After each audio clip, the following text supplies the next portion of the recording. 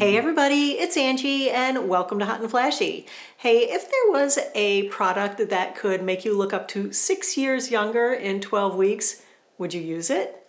If it also promised to reduce your wrinkles by 45% in 8 weeks, or improve your skin texture by 58%, or improve your pore size and your discolorations by 42%, all in just 2 months, would you use it? There is an ingredient that promises those results, and we're going to talk about that ingredient in depth in today's video because so many of you have asked me recently to do a video on growth factors. And so I thought it was time to dig in and put on my nerd glasses and do a deep dive into it to figure out if these are really things that can help our skin or if they could potentially hurt our skin, if they're worth it to spend your money on. And of course, the most important thing is if they're going to give us the results that they promise or that they claim to see in their clinical studies on the products. So if you love a deep dive into skincare ingredients and looking at the science behind the claims, then give the video a like and don't forget to subscribe to my channel while you're down there. So let's start with the basics of what are growth factors. So we all have growth factors inside our bodies that our bodies naturally produce. These are proteins that are secreted by our cells that help with lots of different cell activities like growth and differentiation, like wound healing. Our bodies manufacture lots of different types of growth factors, but the ones that are of particular interest for skincare are epidermal growth factors. They also help produce collagen and elastin, they help with skin's wound healing, and they help to protect the skin from environmental stressors. Our natural growth factor production inside our bodies slows down as we age, just like all the other things that contribute to good skin slow down as we age. So, our collagen production slows down, elastin slows down, hyaluronic acid, ceramides, all the things that make our skin youthful all slow down. And part of that is due to the slowdown of growth factors being manufactured inside our bodies. So the thought is that if you can isolate those growth factors that are specific to the skin,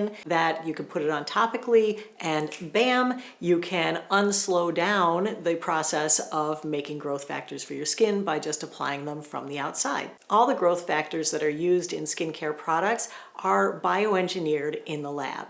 Some come from human cells, some come from plant cells, and some come from animal cells. The first commercially available growth factors were extracted from human stem cells.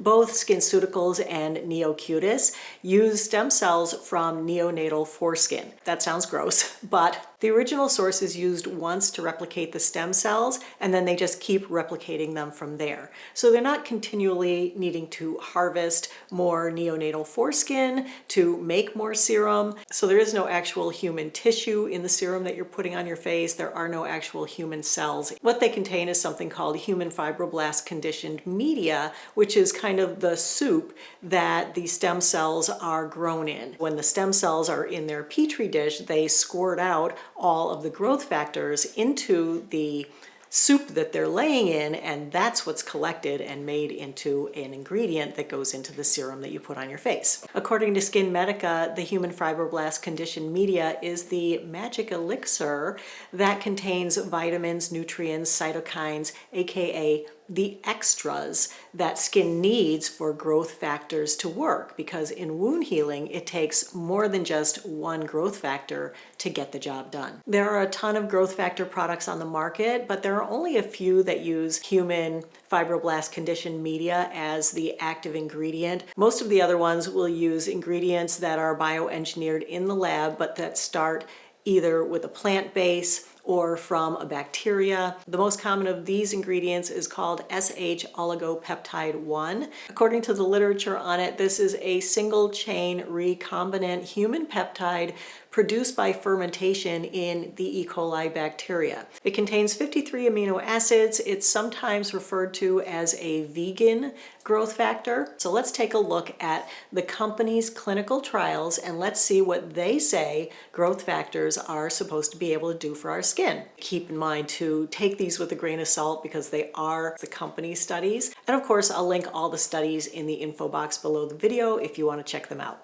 So first, let's start with the studies that SkinMedica has done. This study was done in 2018. For 12 weeks, they had 19 people apply their TNS product and 16 applied a placebo twice a day in a self-perceived efficacy test. At 12 weeks, 100% of subjects agreed that TNS essential serum made their skin feel hydrated and made their skin feel smooth and soft. 95% of the subjects agreed that the serum reduced the appearance of lines and wrinkles around their eyes and made my skin look more lifted and firm. In another study done in 2018, it's a 24-week double-blind randomized placebo-controlled. They had 66 subjects divided into two groups. One used their cream, the other one used a placebo. They applied it twice a day. The results after 24 weeks was that their product provided significantly greater reductions in sagging, coarse lines and wrinkles, fine lines and wrinkles, overall photo damage, and overall hyperpigmentation compared with placebo. Subjects felt they appeared younger looking, reporting a median decrease in self-perceived age of 6 years after 12 weeks of use. So let's move on to the Neocutis studies. They did 4 or 5 different studies. In the first one, done in 2007, they studied their product on 20 women in a split-face study. So they applied their product to one half and a placebo to the other half. They applied it twice a day for 3 months. The result was that all roughness parameters significantly improved versus baseline with their cream over the placebo, and 3 of 6 roughness parameters were significantly better with their cream versus the vehicle cream, according to the participants' assessments. But the investigators' clinical assessment of wrinkles, however, did not significantly differ between the product side and the vehicle. In another study from 2007, they took 37 women. They applied an eye cream 2 times a day for 6 weeks. The result was that the wrinkles, lower eyelid bags or sagging, dark circles, and skin texture showed significant improvement, an average of 14 to 28%, after 6 weeks of twice daily application. Then in a study from 2008, 12 women applied the Neocutis product 2 times daily for 6 months. The results were that after the treatment period, improved clinical appearance of periorbital and orbital wrinkles by 33% and 25% on average, respectively. Histologic evaluation indicated moderate changes in the epidermal thickness as well as in increased fibroblast density in the superficial dermis at the end of the 6-month treatment period. Ultrastructural changes consistent with new collagen formation were shown by electron microscopy. There's another study from 2016 that used 20 subjects. It was a 12-week split-face study on post-operative eyelid scars using their eye cream on one eye and nothing on the scar on the other eye. The results were that all subjects thought the eyelids treated with their product had a better scar and overall appearance than the fellow eyelids. They also did an investigator assessment on this one for redness and pigmentation, and the investigator thought that the redness and pigmentation in the treated eye looked better than the non-treated eye, but that it was statistically insignificant. All right, so those are the studies done by the brands, and as you can see, that's where I got all the stats for the beginning of the video that say, oh my gosh, these things are better than sliced bread. Now let's take a look at the independent clinical research that looks into growth factors. All right, this first study was done in 2018 and it was done on people with melasma. So they took 15 women, average age of 44, with melasma, and put the EGF serum on half their face and placebo on the other half 2 times a day for 8 weeks. The result was improvement in the melasma in 73.4% of subjects versus 13% improvement for the placebo side, with no adverse events or side effects. There were 2 studies done on post-inflammatory hyperpigmentation and transepidermal water loss after laser treatments. One was done in 2015. In that study, 25 women had YAG laser treatment Half were given an EGF cream and half were given placebo. The result was non-significant reduction in tool, but significantly decreased the melanin index and incidence of post-inflammatory hyperpigmentation. And there was this study done in 2018 on 19 patients after having a CO2 laser treatment. It was a split-face study versus petrolatum for scab shedding, redness, transepidermal water loss, and post-inflammatory hyperpigmentation. The result was that there was no statistical difference. The EGF treated side showed no significant difference in duration of scab shedding,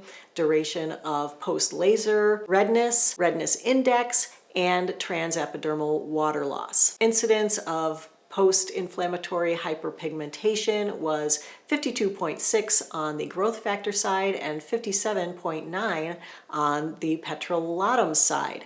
However, it was not statistically different. The melanin index was also not different as well. And here are a couple of studies that were actually done on wrinkles and aging skin. This first one is from 2017. It's a study on the periorbital wrinkles. So they took the 20 patients, they split them into two groups. One group used a growth factor microspicule cream, which is a cream that has tiny little spikes in it that will scratch up the surface of your skin. On the other side, they used a hyaluronic acid cream only. The other half of the group used an EGF cream that was plain with no microspicules on one half of their face, and they used a hyaluronic acid cream on the other side. Both applied them daily for 4 weeks. The result was that periocular wrinkles were clinically improved in both groups after 8 weeks. However, there were no statistical differences compared with the control group, hyaluronic acid based and without microneedle patches. This implied that the anti-wrinkle effects of the microneedle patch may have been solely due to the hyaluronic acid rather than the EGF in the patches. Then I found this study from 2017 that was comparing growth factors to platelet-rich plasma treatments. I could only see the abstract on this one, but I'm assuming they did it in office with some kind of microneedling. This one was a split face where they used growth factors on one side of the face and platelet-rich plasma on the other side of the face. It was 20 subjects. They got 6 treatments over 12 weeks. The results were that both procedures yielded significant improvement in elasticity, overall vitality, and thickness, but that the burning sensation was significantly higher in the growth factor group, and patient satisfaction was significantly higher in the platelet-rich plasma group. Then there's this study from 2019 on microneedle patches. So they had a plain microneedling patch with no active ingredient in it. Then they had a microneedling patch with growth factors versus a microneedling patch with argireline. There were 52 subjects. It was a split face study. Treatment was applied on the periorbital and nasolabial fold areas for 4 hours to completely dissolve the microstructures once per week for 29 days. The result was that statistically significant improvement in wrinkle and skin hydration were observed in all 3 groups. Treatment with the argireline microneedle patch and the growth factor microneedle patch both showed statistically significant improvements in wrinkle compared with the microneedle patch alone. I also looked for independent studies on the plant-based growth factors, that SH oligopeptide 1, and I wasn't able to come up with much as far as that goes. I did find one study that was like an overview study that looked at all the studies that have been done on that molecule or that peptide, and here's what they had to say. No cosmetic manufacturer has provided the necessary evidence to verify the molecular functionality of SH oligopeptide 1 in their products. We have investigated EGF at our institute for more than 20 years. We attempt to obtain products for topical application that contain specified concentration of HREGF, which are stable and active and suitable for pilot tests in patients. After a great deal of effort, we have still not found a manufacturer of HREGF that can provide us a preparation in a stable bioactive form at well-defined concentrations. In that survey, they did point to one study that they said was reasonably well done. That one was done in 2022. It was on post-YAG laser treatment. It was a split-face study that lasted for 8 weeks, where they used a SH oligopeptide 1 cream on one side of the face and a placebo on the other side of the face. The result was that the incidence of post-inflammatory hyperpigmentation was 26.7% in the growth factor group compared to 20% in placebo. So it was actually less post-inflammatory hyperpigmentation with the placebo. Post-laser redness was not statistically different between the two groups. The one thing that the growth factor did better than the placebo was to alleviate transepidermal water loss, but it wasn't statistically significant. So those are all the studies that I could find, and the independent studies had vastly lower outcomes when it came to aging and wrinkles than the studies that the companies did for themselves, where they're showing, you looked 6 years younger or you had a 45% reduction in your wrinkles. I didn't see anything that even approached those numbers in the independent studies. And they certainly didn't show any better results than things that we already have that we know are good for our skin, like petrolatum and argireline. They just didn't, they were equal as far as those things were concerned. So it doesn't really tell me from that standpoint that this is like the next greatest thing that I need to invest my money into. As you guys know, our skin is a barrier that protects our bodies. Its main job is to keep things out, and it's really good at it. It doesn't let through most things. And one way that things get through is that they have to be a small enough molecular size. Any molecule that is larger than 500 Daltons isn't transported into the skin because it's just too big. It sits on the surface. And so then the magic question is, well, how big are they? Are they small enough to get through your skin, to get to the inside where growth factors need to be to do anything? And the answer is no, they're just not. The growth factors that are in something like SkinMedica TNS or the Neocutis product using the human fibroblast conditioned media, their size is 15,000 Daltons. So way, way, way bigger than 500 Daltons, right? So way too big to even attempt to get into your skin. Now, the peptides, the SH oligopeptide 1, is much smaller, but at 6,200 Daltons, it's still way too big to get into your skin. Remember, we're looking for things that are under 500 Daltons, so neither of those would easily pass through the surface of your skin. So is it that they're getting in some other way? Are they getting in through, say, the hair follicle, which is a much bigger opening, or through your pores? Maybe, but your pores and your hair follicles comprise only, I think, 1% of your skin's surface, so you're getting a very tiny amount of what you're putting on that's getting in there. Most of it is sitting on the surface of your skin and acting as a humectant. And that's one of the things that we know about peptides is they're generally good moisturizers because they do sit on the surface of the skin, they do hold water to the skin, and that can make our skin look plump and help to puff out our wrinkles and make everything look better. So is that the mechanism that these things work? If they are doing the same thing as basically hyaluronic acid or a peptide that you can buy for $25, then I'd be hard pressed to spend, $295 on a tube of them. Now, of course, there are some ingredients that don't need to get into your skin to do something, like hyaluronic acid and glycerin. They're way too big to be absorbed into your skin, but they sit on the surface and they moisturize it, and they're able to plump it up from the outside. In my research, I looked for studies on the ability to get these kind of growth factor peptides into the skin. And I found a study where they looked at all the different ways to get these growth factors into the skin. Basically, they tried everything with varying degrees of success, but none were viable solutions that you could put in a bottle and put on a shelf and sell to somebody and have them slather on your face. So as far as something topical that you could just put on your face, no, they're not getting into your skin. One solution that people use is microneedling, but most people are not going to microneedle to get them in there. If you're buying a serum for $295 and it says that you can just put it on with your fingers as part of your skincare routine, then that's kind of what you want to do with it. You don't want to have to make holes in your skin in order for it to get in. Another issue to consider is stability. You know, we talk about stability here on my channel a lot, especially as it relates to vitamin C serum. Well, growth factors aren't unstable in the same way that ascorbic acid is, but they are very difficult to keep stabilized inside a bottle or inside a moisturizer or serum type vehicle. I found an article in Dermatology Times, and in that article they said that it's certainly a challenge to keep growth factors in the moisturizer formulation active for the life of the product. In the laboratory, most growth factors are stored at temperatures less than 20 degrees Celsius to maintain stability. Obviously, this is not possible in the consumer marketplace. They went on to say that in general, only about 5 to 10% of the growth factor that goes into the bottle remains active at room temperatures.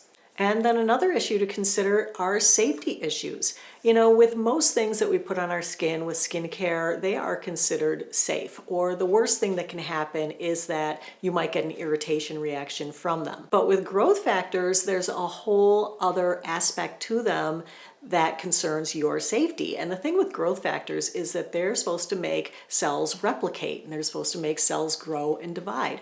Well, the growth factor, if it is active in your product, it doesn't know the difference between a healthy skin cell or a sick skin cell, like say a cancer cell.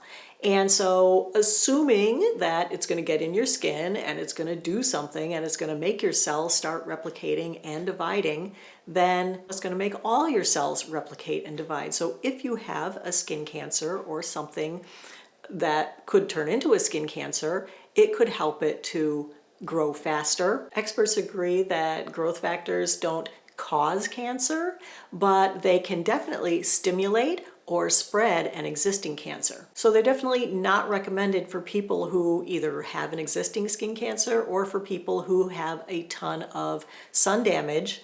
So do I want to put anything on my skin that could potentially, even an off chance, proliferate a skin cancer?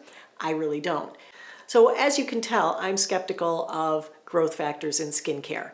Now, I may have a bias because of course I did try SkinMedica TNS years ago in 2017. I did a 2-month trial on it and I used it once a day for 2 months. I took before and after pictures and there was no difference in my skin from the before to the after 2 months. I wasn't willing to plunk down another $295 for another bottle of it. Plus, can I tell you, the stuff stinks. It smells like death.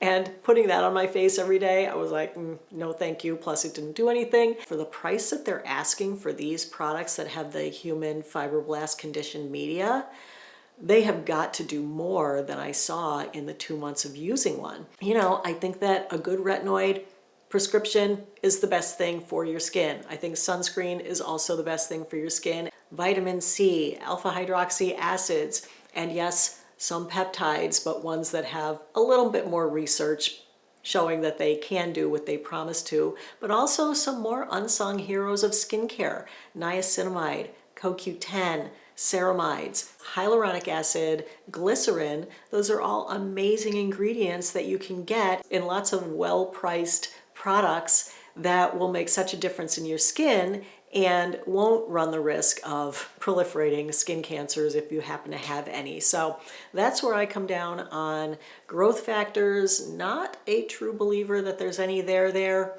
I don't think they can get through your skin.